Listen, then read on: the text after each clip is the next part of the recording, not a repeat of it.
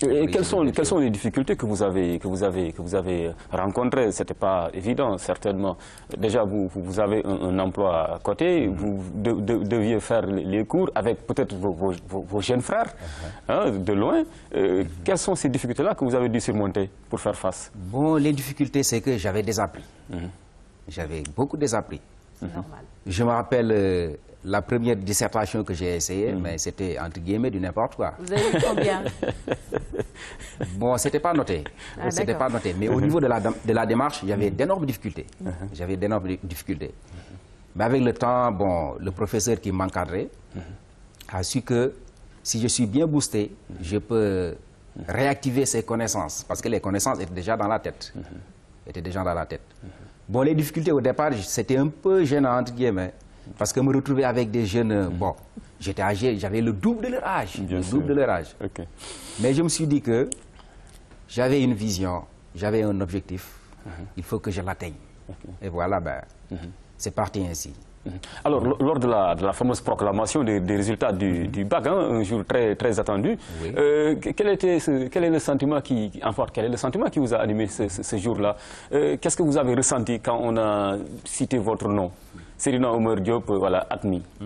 Bon, comme je suis quelqu'un de très discret, lorsqu'on a cité mon nom, bon, j'étais derrière la foule.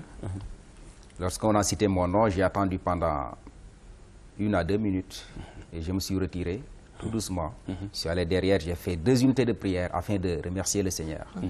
Voilà. Vous n'avez pas versé une petite larme? Non, je n'ai pas versé de larmes. Larme d'émotion? De joie? De joie. Non, j'ai juste remercié le Seigneur. J'ai juste remercié le Seigneur. Parce que ce n'était pas évident, après une vingtaine d'années d'études, hein, de réussir un tel examen. C'est ça. Et vos parents, comment ils ont accueilli la nouvelle? Et certainement, peut-être madame, vous en avez une? Oui, madame était bien contente. Voilà. Idem pour la maman. Idem pour ma maman. Et Massamba, vous avez une question? C'est un sujet qui vous intéresse fort bien. Vraiment, après l'avoir félicité pour vraiment cette abnégation et cet engagement. Merci. Bon, vous êtes enseignant. Vous êtes resté quelque temps après pour avoir fait le bac. Alors aujourd'hui, si on vous posait la question de savoir, quand on veut enseigner et qu'on n'a pas encore le niveau du bac, qu'est-ce que ça peut être comme avantage ou comme inconvénient? Est-ce que quand vous avez préparé votre bac, vous avez appris encore beaucoup de choses, est-ce que vous vous êtes dit qu'en tant qu'enseignant, vous êtes renforcé? Évidemment. Je suis très bien renforcé. Parce que bon, j'ai appris de nouvelles notions. Et ces notions-là, je sais qu'elles vont me permettre d'améliorer ma pratique de classe. D'accord. Autrement dit, aujourd'hui, quand le Sénégal a décidé carrément de dire qu'on ne peut plus faire l'enseignement si on n'a pas le bac, qu'est-ce que vous en pensez? Bon, peut-être c'est par rapport au niveau actuel. Sinon avant, lorsqu'on avait le BFM, on avait un très bon niveau pour être instituteur, pour enseigner. Mais vu le niveau actuel, je pense que est-ce que le bac même est suffisant pour enseigner? Ça, c'est une bonne question. Hein? Non, vous avez parfaitement raison. Hein. Vu le niveau actuel, est-ce que le bac est suffisant pour enseigner? Ouais. Et là, vous êtes carrément d'accord avec cette décision donc des autorités, évidemment, de l'ouvrir l'enseignement qu'au bachelier? Il faut rehausser le niveau. Il faut rehausser le niveau des... Alors maintenant que le bac est en poche, quelles sont ces perspectives-là qui s'offrent à vous? Que comptez-vous faire? Bon, j'ai discuté avec mes encadreurs, ce sont les professeurs qui me donnaient des cours de renforcement. Certains m'ont proposé pourquoi ne pas poursuivre mes études, faire des études supérieures. Pourquoi pas? D'autres m'ont dit pourquoi ne pas tenter certains concours. Ben, ils sont en train de réfléchir afin de prendre la bonne piste, la bonne voie. Et vous n'avez pas reçu une lettre de satisfaction de l'inspecteur d'académie de Thiès? Est-ce qu'elle est au courant? C'est la question. Eh bien, je pense qu'aujourd'hui, c'est fait quand même avec ce magazine. Je ne suis pas là pour me plaindre. Bien sûr. Hein. Mais je pense que Thiès devait être honoré cette année. Figurez-vous, au niveau du brevet, le plus jeune breveté est thiessois. Le jeune Mango. Cite Alfred Mango. De Khombol. Il a 11 ans. C'est ça, tout à fait. Entre guillemets, le plus vieux bachelier. Il est de Thiès. Il est de Thiès. Ah, Thiès à l'honneur alors. Un BFM qui peut prêter à équivoque. Hein.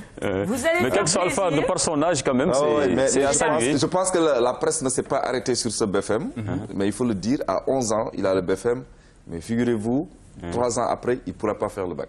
Évidemment. C'est ça le problème. Vu son âge. Mais ce n'est pas maintenant qu'il faut faire, parce qu'en fait, ça existe dans des pays où on a créé carrément des filières pour les surdoués. Et je crains que, qu'est-ce qu'il va faire? Il reste encore de rester encore plusieurs années avant de pouvoir faire le bac. Mais ça, je pense que ses parents, et peut-être, vont essayer de... Non, mais ça, c'est pas pratique. Il faut peut-être trouver une solution pour ce jeune mais je pense que le ministre de l'Éducation, qui nous regarde certainement, va trouver une disposition. Les gens devraient même se poser la question. Comment on a pu mettre son dossier là-dedans pour qu'il fasse le BFM. À 11 ans? Mais quel que soit Alpha, c'est un exemple. C'est un exemple quand même de Sénégal. Et je pense bien que les autorités académiques pourraient trouver une solution. Ça peut permettre être à le ce jeune prétexte. de continuer ses études sans Ça peut être un prétexte maintenant d'ouvrir et de ne pas être trop cloisonné sur de l'âge. chercher les surdoués, par exemple, pour voir comment est-ce qu'on peut encadrer ces personnes-là. Parce que c'est un encadrement spécifique. Je donne la parole aussi au colonel pour réagir un tout petit peu sur notre cher ami, je l'appelle comme ça, Oumar Diop, Seydina Oumar Diop, qui vient d'avoir son bac après 21 ans d'abandon des classes et à 42 ans. Un exemple? Vraiment, je le félicite. Je l'avais déjà vu dans la presse. Merci. Ils ont posé des questions.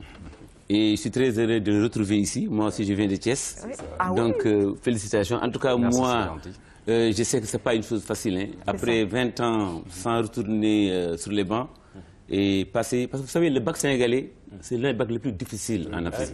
L'un des plus difficiles. C'est pourquoi les bacheliers sénégalais, dans les pays européens ou américains, ils dominent. Parce que le background qu'ils ont au Sénégal déjà est tellement bien fourni et consistant qu'ils s'en sortent dans les écoles supérieures en Europe. Félicitations encore une fois. Félicitations. Merci. Tafa? Oui, moi aussi je le félicite. Et puis là, je le rejoins parce que je m'identifie un peu en lui. Parce que je ne suis pas resté 21 ans sans pour autant reprendre les études, mais je suis resté 6 ans. Parce que moi, j'ai quitté mon atelier pour faire des études en génie civil. Donc après, j'ai laissé les études pour être menuisier en aluminium. Et après, j'ai repris, j'ai quitté l'atelier pour aller faire des études en génie civil. Et aujourd'hui, je suis là. Donc je m'identifie en lui. Voilà. Et je sais ce qu'il ressent actuellement. Donc je le félicite encore. Merci, félicitations encore une fois à vous. Une dernière question à Lune Badara. J'imagine qu'elle a... L'appel qu'il faut lancer, c'est qu'aujourd'hui, tous les enseignants devraient pouvoir au moins essayer de prendre les traces de Oumar. Parce qu'en fait, je pense que plus on fait des études, plus on cherche, plus on devient performant. Et plus on donne un enseignement de qualité. Et je pense qu'on en a besoin. Les gens sont en train de spéculer sur le niveau faible des élèves, mais je pense que le plus, parce que ça, je ne vais pas faire des révélations, les enquêtes qui sont en train d'être menées au niveau du Sénégal sur les enseignants, parce qu'il y a eu des tests qui ont été effectués, ma foi, si on vous montre le résultat, le Sénégal est en train de réfléchir sur comment régler ce problème, parce qu'on a identifié 3 types d'enseignants. Des enseignants qui forcément doivent faire au moins 2 ou 3 ans de formation et refaire encore un test pour passer pour être enseignant, ou alors demander à aller, comment on appelle ça, en départ volontaire. Ça, c'est possible, ça peut être envisagé. Des enseignants qui forcément devront faire au moins 1 an pour pouvoir être au même niveau. Et d'autres peut-être qui vont faire un cycle de 4 à 3 mois. Mais le test a montré qu'il y a de véritables problèmes. Et ça, si vous regardez les résultats de ce test, peut-être que nous aurons l'occasion d'inviter un jour le ministre de l'Éducation ou le directeur de la formation pour qu'ils viennent partager avec nous ce test-là. Excellente idée. J'aimerais bien qu'on y pense. Excellente idée. On termine, juste quelques secondes à Lune Badara, il est 7h10. Est-ce qu'il s'agit là d'une question? Mais bon, je sais qu'en tout cas, à la rentrée, il ne va pas, vu son humilité, il ne va pas bomber le torse, mais il sera regardé autrement par ses pairs enseignants. Ça, c'est clair. En tout cas, c'est une fierté et ça a été vraiment un plaisir de l'accueillir sur ce plateau. Oui, parce que tu es voilà de Thiès un exemple aussi, de persévérance, de réussite pour la jeunesse sénégalaise. La région de Thiès, comme vous l'avez dit. Voilà, c'est ça. C'est une région quand même... Oui. Quelque temps, on a trop d'invités de Thiès. Franchement, je ne sais pas pourquoi. En tout cas, aujourd'hui, quand même, on a bien fait. C'est une belle coïncidence. C'est une belle coïncidence. Emma Sambok certainement va négocier aussi une audience avec le ministre de l'Éducation nationale. Je pense, oui. Il mérite d'être reçu par le ministre. Oui. On va y travailler. Voilà. C'est vrai. En coulisses, on va y travailler. Merci beaucoup, Seydina Oumar Diop. Et encore une fois, félicitations pour ce bac en poche. Restez avec nous sur le plateau. On va maintenant faire une petite pause. Talibi.sn. Ensuite suivra le clip du jour. Regardez quelques images encore de la circulation. Là, on est sur l'autoroute Sédina Limamoulaye. La circulation est fluide dans l'autre sens, mais on voit quand même que dans le sens aller, il y a beaucoup de voitures. C'est vrai que bon, il n'y a pas de bouchon, mais il y a beaucoup de voitures en circulation. Là, on est à Bourguiba, à l'angle Casino Liberté. On regarde, bon, la circulation est au ralenti, moi je dirais, parce que quand même, il y a beaucoup de voitures également. Voilà, c'est ça. Merci à Talibi.sn. On refera le point encore avant la fin de ce magazine pour vous. Le clip du jour maintenant, et on revient. À tout de suite.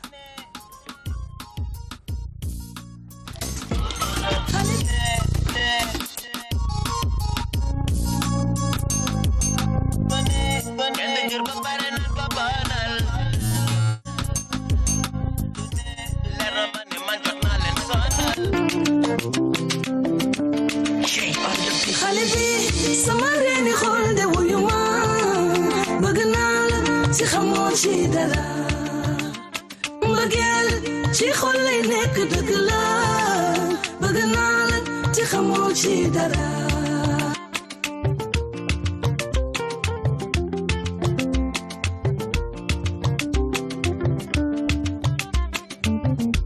man de wàllu leen ma wax koko xale bi lekkatuma ndax moom naanatuma nelawatuma woo sama xol yaa ci ne léeg-léeg ma woo ko ti daal di coupé sama appétit coupé feebar dina ma gunge docteur dama la ba dof te xam na lu koy faj woo mbaa mën nga ci dara xale bi sama reeni xol de wuyu ma bëgg naa ci xamoo ci dara mbëggeel ci xol lay nekk dëgg la bëgg naa ci xamoo ci dara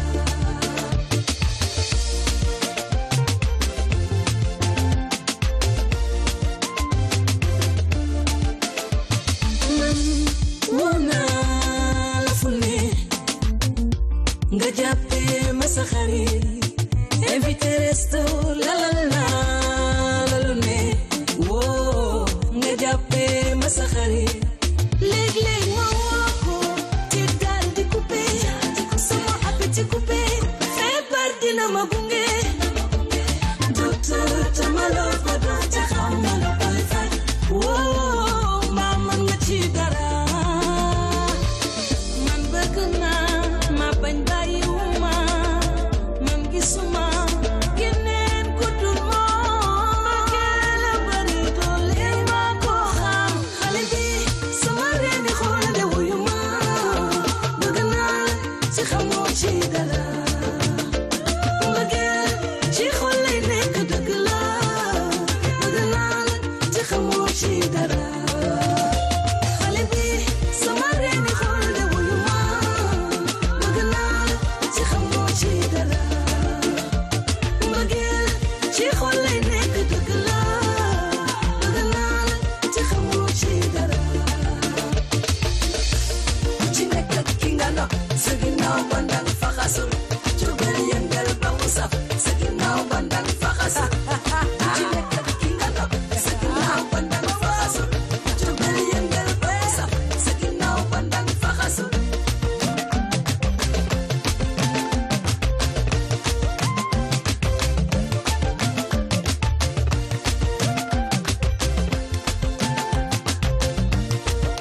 Viviane Chidid pour apporter de la couleur chez vous avec ces rythmes bien de chez nous, où que vous soyez partout au Sénégal, mais aussi dans ce monde. Vous qui nous choisissez sur la RTS, eh bien bon réveil et bon matin à vous.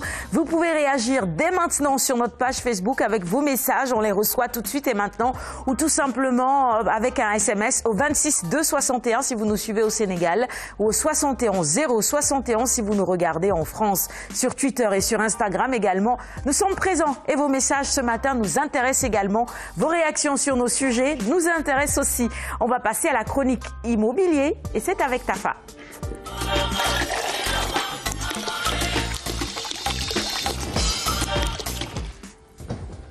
Voilà, on a reçu un message de Yougas, justement, qui dit bonjour à Sarah et à toute l'équipe. Je m'appelle Youssouf Gassama, je vis à Dakar. Enfin, j'ai trouvé le mur de visiteurs. Excellente journée à vous, à vos invités et à tous les fidèles téléspectateurs comme moi. Eh bien, merci à vous. Tafa est là, on va parler aujourd'hui d'architecture, de conception. Architecturale. Bien sûr. C'est ça. Oui. Et aujourd'hui, on va parler je peux dire, de l'âme de l'architecte, par exemple, de l'architecture, une affaire culturelle, si je peux me permettre. Parce que souvent, dans le bureau de l'architecte, quand le client arrive, il est dans l'incertitude. Il a besoin à la fois d'une maison ouverte et d'une maison fermée. Donc, carrément, c'est carrément le paradoxe.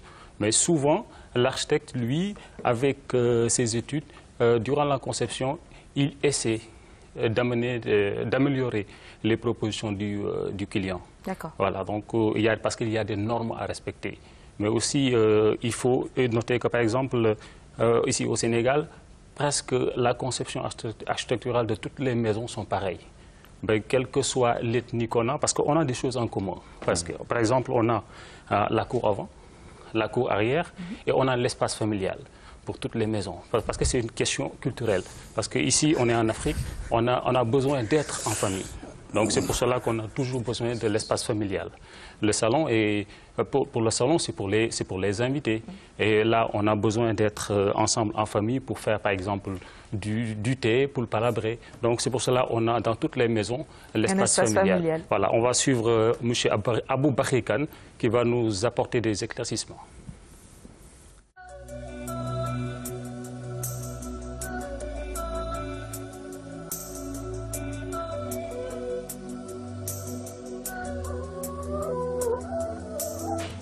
C'est vrai que ça, c'est un peu la difficulté de faire un programme de logement, c'est-à-dire où ce n'est pas un logement personnalisé, mais quand même, on doit trouver, vous savez, en fonction des différentes pratiques de l'espace qu'ont les uns et les autres, on doit trouver quand même un dénominateur commun, à savoir comment concevoir, pour par exemple des milliers de personnes, un prototype de logement. Donc, partant de cette interrogation, on a essayé de trouver une méthodologie qui consiste à se dire, bon voilà, on ne peut pas concevoir, par exemple, c'est révolu l'ère où on disait qu'on construit un habitat pour les Sérères, un habitat pour les Toucouleurs, pour les Wolofs, pour les Diola, pour les Peuls. Donc, qu'est-ce qu'on a fait? On a analysé un peu les différents modes d'habiter. En analysant, par exemple, les différentes façons d'occuper l'espace de la maison des différentes ethnies constitutives de la population sénégalaise, on s'est rendu compte qu'il y avait un élément récurrent qui revenait, c'est la spécialisation des cours. On a une cour avant, qui est un peu le théâtre des activités qu'on montre à l'autre, à l'étranger, et il y a une cour arrière où on renvoie certaines activités qu'on ne souhaite pas qu'un étranger tombe dessus. Un autre aspect, il y a un élément assez important, c'est au niveau des espaces intérieurs, c'est l'espace familial. Parce que souvent, en analysant notre façon d'habiter, le salon, c'est un luxe. On l'ameuble avec des meubles selon ses moyens, mais c'est souvent fermé du matin au soir, sauf quand on a un étranger, un invité qui arrive, donc on ouvre le salon. Mais sinon, la famille reste la plupart du temps dans un espace qui est couvert, mais ouvert, compte tenu des conditions climatiques que nous vivons dans notre pays. C'est-à-dire l'espace familial, c'est sous forme de véranda qui est couvert et ouvert, et donc on est à l'abri de l'ensoleillement direct et on a une bonne ventilation traversante, ce qui fait que la famille peut se replier. C'est là où on prend les repas, c'est là où on fait, par exemple, si on est musulman, les 5 prières. Donc c'est des espaces qu'on a eu quand même à soustraire de chaque mode d'habiter et qui sont des espaces qui reviennent d'une manière récurrente, aussi bien qu'il s'agisse de l'habitat sérère, de l'habitat wolof, de l'habitat, si on peut dire l'habitat wolof, tout couleur, peul. Donc ça, c'est vraiment des dénominateurs communs qu'on a pu trouver à ces différentes façons d'habiter et qu'on essaye de dire, par exemple, voilà, c'est quand une personne retrouve ça dans sa maison, quand même, on a résolu quand même une bonne partie de ses aspirations en termes d'occupation culturelle des différents espaces constitutifs de la maison. L'espace familial qui reste donc une identité commune dans l'architecture sénégalaise. Avant de revenir un peu sur cette conception, on va peut-être redéfinir ce que c'est qu'un architecte, Tafa. Un architecte, c'est un artiste. si je peux me permettre, parce que c'est la personne qui conçoit. Un architecte, c'est quelqu'un qui est toujours dans l'incertitude. Parce qu'un architecte dans la certitude, c'est un ingénieur. Parce que c'est lui qui peut te dire, par exemple, avec exactitude, les dimensionnements de poutres ou bien de poutrelles. Alors que l'architecte, lui, il conçoit, il est dans l'incertitude. Donc, il part à partir d'un projet, à partir du néant, pour pouvoir créer quelque chose. Donc, en grosso modo, un architecte, c'est un artiste. Donc, c'est lui qui conçoit les projets. Mais ici au Sénégal, selon la loi, si le coût d'un projet dépasse plus de 30 millions, il faut impérativement l'intervention de l'architecte. Ouais, ça reste à vérifier. Il y a beaucoup de gens qui ne respectent pas ça parce que peut-être aussi les coûts, il faut le dire. Non, et selon le rapport de l'ADIE, seuls 7% des maisons qui sont construites ici au Sénégal connaissent l'intervention de l'architecte. Oui, bon, 7%, c'est vraiment en deçà de la moyenne. Mais est-ce que ce n'est pas aussi les honoraires des architectes qui sont chers? Non, mais si vous voulez construire une maison de plus de 30 millions, alors payer 1 million ou bien 2 millions à l'architecte, c'est lui qui conçoit votre maison. Oui. Voilà, ce n'est rien par rapport au coût de la construction. La Lune Badarakane est en train de sourire. Non, même par rapport à la sécurité du bâtiment. C'est vrai. Hein? Moi, je connais un excellent maçon du coin. Voilà, avec il y a de brillantes une petite motivation, de brillantes idées. On peut ensemble esquisser un plan. Et voilà, construire la maison, quoi. Parce que les prix demandés par nos chers architectes sont des fois vraiment élevés. Hein. Exorbitant. Un maçon jusqu'au moment où on reste encore gorgorlou, quoi. Oui. Quand on dépasse quand même les 20 millions, 30 millions, effectivement, parce que ça c'est un investissement lourd. Et pour un investissement lourd, il faudrait que quelqu'un qui s'y connaisse et qui puisse travailler aussi dans la durée pour un peu la sécurité qu'il faut. C'est ça, c'est un investissement, il faut le sécuriser. Colonel, vous êtes d'accord? Oui, je suis d'accord. Hein. Vous savez, les constructions, maintenant, souvent, ça laisse à désirer. Là où on habite avec sa famille, et c'est pour de très longues années, il faut vraiment sécuriser la famille, sécuriser les investissements. C'est une excellente chose. Omar, à Thiès, c'est mieux? Dans la construction? Pour la construction, oui, ça va à Thiès. Très bien. Tafa, on revient à toi alors. Bon, ça juste pour répondre à mon ami Avekan, parce que déjà c'est pour cela qu'on voit ici au Sénégal par exemple des maisons où on allume la lampe le jour. Parce qu'il n'y a pas l'intervention de l'architecte. C'est ça. Voilà, des fois on ne maîtrise pas les dimensionnements de chambres. Par exemple, si on n'a pas une très bonne conception, quand on dépose l'autorisation de construire, c'est sûr que le dossier sera rejeté. Et c'est de bonne guerre, parce que quand on investit plusieurs millions, par exemple 20 millions, 30 millions, même si on investit 10 millions, il faut une très bonne conception. Parce que plus tard, on peut avoir les moyens et vouloir, par exemple, restaurer la maison, ou bien reprendre la maison, ou bien construire en hauteur. Donc là, si on n'a pas une bonne conception en amont, on ne pourra pas faire grand-chose. Oui, et il faut s'adresser à l'ordre des architectes, c'est ça? L'ordre des architectes, c'est-à-dire que là, c'est pour les... Même si on construit même pour 1 million de francs, on peut solliciter un architecte. Mais par exemple, si ça dépasse 30 millions, là, on est obligé de solliciter. Voilà, on est obligé. Pour l'ordre des architectes aussi, il faut noter qu'aussi, ils sont là aussi pour le social, parce qu'il y a un bureau qui est là pour le social. Donc, si vous n'avez pas les moyens, vous vous rapprochez d'eux, bon, ils vont trouver une solution pour vous. Voilà. Très bien. Merci beaucoup, Tafa, pour cette chronique immobilier de ce jour. Oui, c'est moi qui vous remercie. On se retrouve demain, c'est sûr, pour parler des décorations et des couleurs. Oui, des décorations intérieures. J'aime beaucoup ta chemise ce matin. C'est un architecte qui a dû faire ça. Un designer. Un designer. Bon, d'accord, on est dans le domaine du design, c'est vrai. Demain, on parlera des designers, comme la semaine dernière. Demain, on va plutôt parler de couleurs, de conception, et puis voilà. Encore de conception, mais avec des architectes d'intérieur. Très bien. René nous a rejoint, vous l'avez constaté. Merci beaucoup, Tafa. Ah, voilà, il est allé concevoir son édition. Il est architecte ou designer, lui? Peut-être après, Tafa va nous aider à travailler sur ça. Non, mais ça, il faut réfléchir aussi. Hein. Je pense que tout le monde est architecte déjà. Il faut essayer. Maintenant, après, voilà, se faire appuyer et aider par les spécialistes. Et c'est bien toujours d'arriver avec une idée. Hein. C'est toujours bien d'arriver chez l'architecte avec une idée, avoir des esquisses. C'est ça. Voilà, c'est toujours bon. C'est pas mal.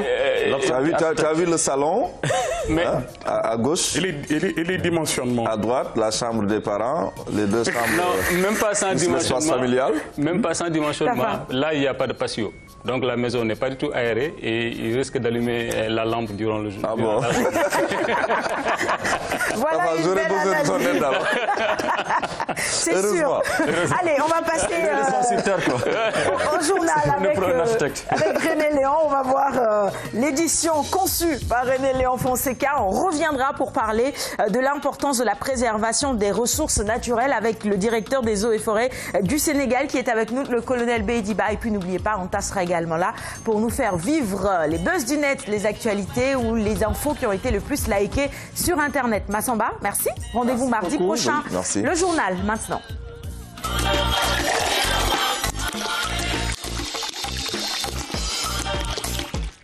Voici la une de cette édition, conférence de presse du ministre de la Justice. On en reparle, Karim Wade et ses supposés complices déboutés.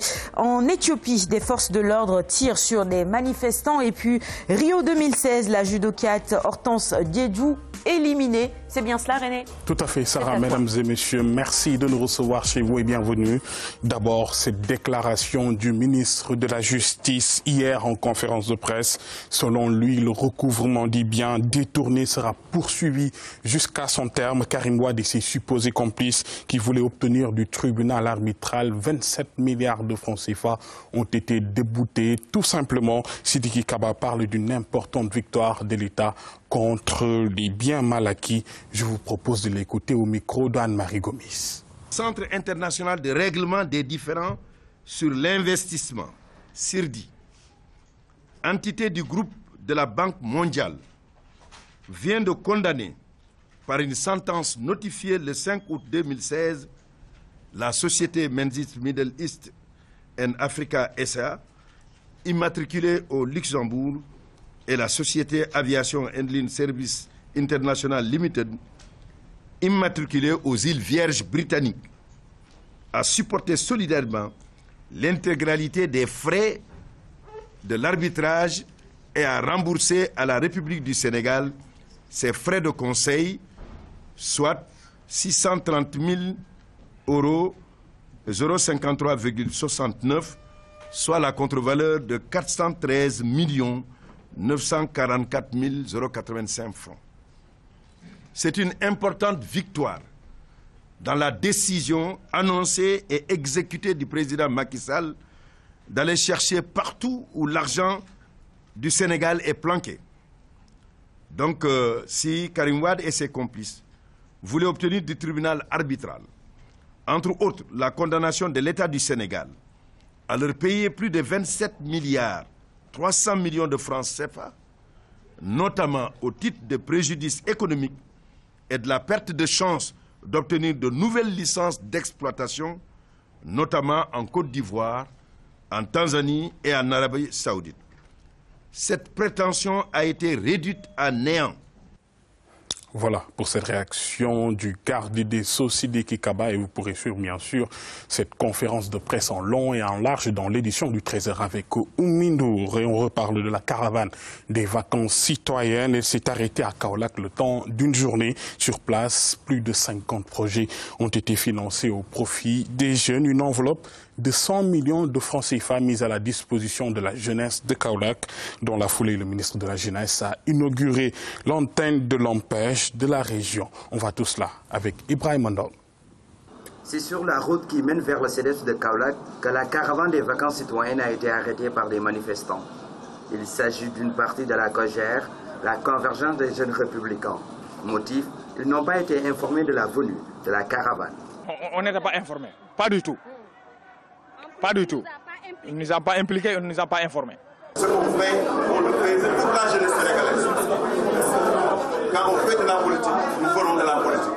Mais mélanger des activités politiques à des activités républicaines, moi, le président m'a dit de ne jamais le faire. Ce que nous sommes en train de faire, nous le faisons pour la jeunesse sénégalaise. C'est pour ça que même des jeunes de l'opposition sont présents. Sur un autre point, les jeunes dénoncent le non-financement des jeunes de la localité. Toutes les jeunes de Kaolack, nous sommes réunis autour de l'essentiel. L'essentiel, c'est que 3 ans, Mame Mbaye Niang n'a financé aucun jeune ici de Kaolack, aucun jeune issu de ce département. Pourtant, au conseil départemental de Kaolack, on a procédé au financement des jeunes qui ont déposé leur projet. Une enveloppe de 100 millions de francs CFA pour plus de 50 projets. Yag nañu yëngu ci wàllu machine agricole Nous travaillons depuis longtemps dans le domaine des machines agricoles, la transformation des céréales locales. Cet appui nous va droit au cœur. Nous vous en remercions.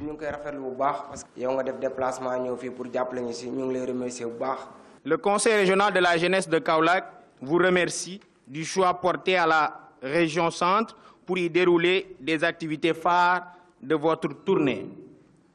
Je veux nommer l'inauguration du poste de santé de Tabangoy, réhabilité par les jeunes, et l'inauguration de l'antenne régionale ANPEJ, suivie de remise de financement aux projets de jeunes sélectionnés. Malgré la manifestation des jeunes, le ministre a tenu à inaugurer l'antenne régionale de l'ANPEJ de Kaolack avant de procéder au financement.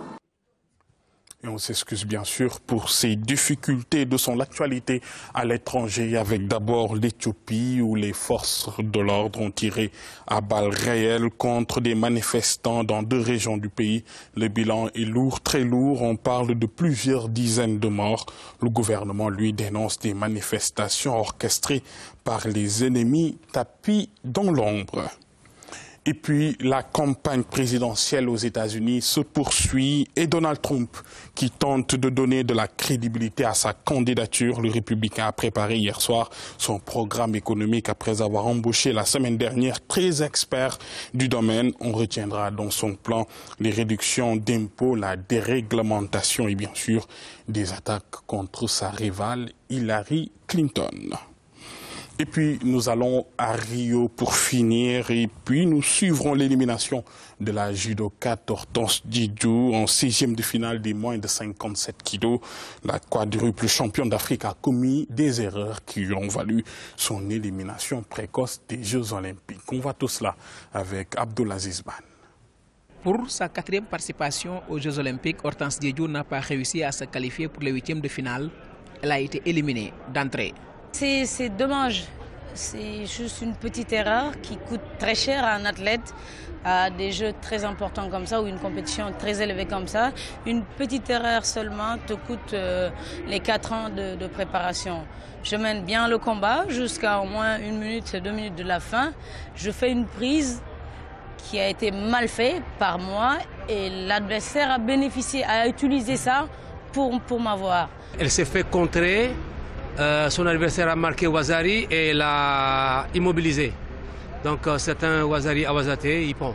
La judokate n'a pas bien géré son combat de la vie du directeur technique national de judo. Il fallait beaucoup plus de concentration. Un combat de judo, c'est d'abord un problème de tempérament. La personne doit être déterminée, je viens pour faire ceci. On doit sentir quand même cette détermination. Justement, avez-vous senti cette détermination? Non, je ne l'ai pas vraiment senti quand même, je ne l'ai pas senti. Hortense Diédhiou ne compte pas prendre sa retraite de sitôt. Elle va accompagner la nouvelle génération vers de nouveaux défis. Si j'arrête, c'est ingrat de ma part. Je ne peux pas arrêter le judo. Le judo m'a beaucoup apporté.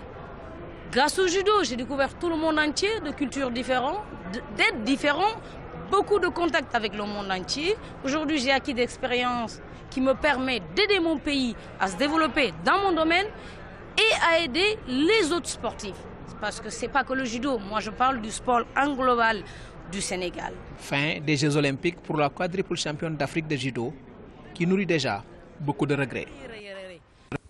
Voilà, et du courage à Hortense Diédhiou. Ainsi va l'actualité de ce mardi matin, mesdames et messieurs. Merci de nous avoir suivis, merci de votre attention et de votre fidélité. N'oubliez pas, l'info, c'est aussi en continu sur rts.sn et sur l'application RTS. Je vous souhaite une très bonne journée. Sarah, on est mardi, pas mercredi. On est mardi, tout à fait, c'est ça. On est bien souhaité que ça soit le mercredi. De toutes les façons, c'est bizarre, c'est juste que je n'ai plus la notion du temps. Apparemment, mon horloge biologique, c'est juste sur le bord de la Grosse, quoi. Merci. Et à demain, mercredi, pour le 3e rendez-vous de la matinale. Anta nous a rejoint sur le plateau pour sa chronique As-tu du buzz? Mais avant d'en venir à cela, eh bien, la pub. On reviendra pour la chronique invitée avec le colonel Bediba qui est avec nous. On fera également le point sur la circulation, toujours avec talibi.sn. Restez avec nous, le magazine n'est pas encore terminé. À tout de suite.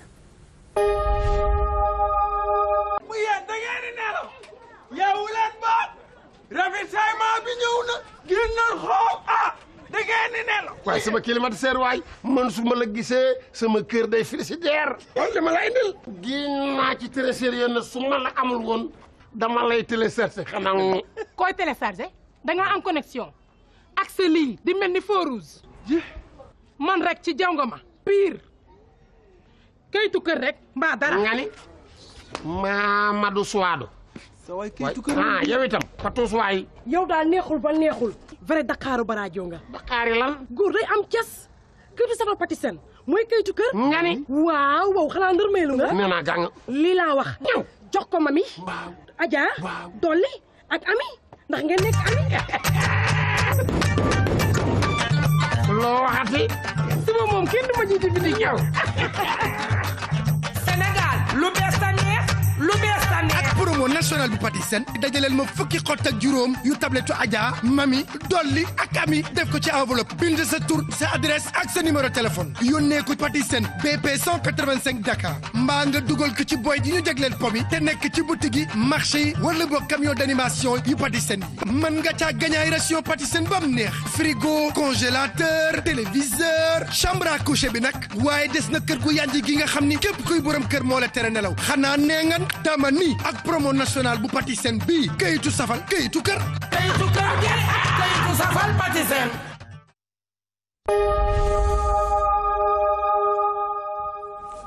Et on revient donc sur le plateau. Si vous nous rejoignez à l'instant, bienvenue. On va refaire le point sur la circulation avec talibi.sn. Regardez, là, on est sur l'autoroute sortie Padoue où il y a eu un camion de riz qui a raté le virage. Oh là là, voilà. Allez, ça, c'est les images actuelles. Ça s'est passé maintenant. Il est 7h37 sur l'autoroute à la sortie de la Padoue. Bon, on voit qu'il y a des dégâts. Pas de pertes en vies humaines ou plutôt des dégâts matériels, notamment des sacs de riz qui se sont renversés sur la route. Là, on est à Malixi, juste à côté de la RTS où la circulation est au ralenti. Tu me rejoins, Alioune Badara Kane? Pour les sacs de riz, là, s'il y a des sirènes dans les parages, le nettoyage sera vite fait. Au contraire, c'est une aubaine, hein, c'est une bonne chose. Les serrères. Voilà. T'as qu'une les serrères ce matin, c'est ça, très bien. Allez, on va regarder cet élément qui porte sur la journée nationale de l'arbre parce que on va maintenant parler de tout ce qui touche à l'environnement, tout ce qui touche à la forêt, avec le directeur des eaux et forêts qui est avec nous sur le plateau. On regarde l'élément et puis on revient pour la chronique invitée. La journée nationale de l'arbre en grande pompe à Kermouki, une commune dans le département de Birkelane, région de Kaffrine. Pour cette édition 2016, le thème choisi est promouvoir une économie forestière génératrice de revenus pour les populations locales et créatrice d'emplois verts dans l'esprit des objectifs de développement durable. L'arbre parrain est le vène. Cette espèce aux nombreuses vertus, dans un passé récent, occupait une bonne partie de nos forêts. Aujourd'hui, elle est menacée de disparition. Ayant une bonne prise de conscience de cette dangereuse menace, nous ne ménagerons aucun effort pour inverser cette tendance avec l'appui conseil du service des eaux et forêts. Le ministre a partagé avec ses acteurs locaux sur la problématique de la gestion de l'environnement, les conséquences des changements climatiques qui entraînent la dégradation des ressources forestières, d'où toute la pertinence de cette journée qui se veut un cadre de partage. Elle a pour but de sensibiliser la population sur l'importance de l'arbre pour son environnement et d'inciter chaque Sénégalais à planter un arbre partout où il a la possibilité de le faire. Comme vous le savez bien, nos potentialités forestières et agricoles sont sérieusement éprouvées par la sécheresse, la salinisation des terres, les feux de brousse, mais aussi et surtout par l'exploitation sauvage et criminelle du bois dans les régions périphériques. La tutelle de souligner également que la région de Kaffrine regorge d'énormes potentialités forestières. En effet, sa population mène déjà, depuis très longtemps, des actions intelligentes et concertées pour bien gérer et développer son patrimoine forestier. J'apprécie à sa juste valeur les efforts déployés par l'ensemble des groupements féminins de la région, notamment les Amazones du Ndoukoumane. C'est pour cela que l'occasion est belle pour rendre, encore une fois, un hommage mérité et appuyé aux populations de la région de Kaffrine. Les populations de Keur-Mbouki ont réservé un accueil coloré au ministre de l'Environnement et à son homologue de la jeunesse. Cela témoigne l'engagement sans faille pris pour relever les